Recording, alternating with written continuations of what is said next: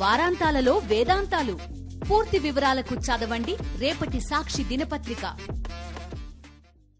Adani group chairman Gautam Adani దేశంలోనే అత్యంత ధనవంతుడిగా అవతరించారు.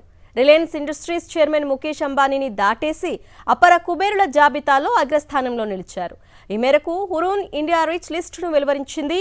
11.61 లక్షల కోట్ల సంపదతో అదానీ తొలి స్థానాన్ని ఆక్రమించినట్టు తెలిపింది. గత ఏడాదిలో ఆయన సంపద ఏకంగా 95% పెరిగినట్లు నివేదిక పేర్కొంది.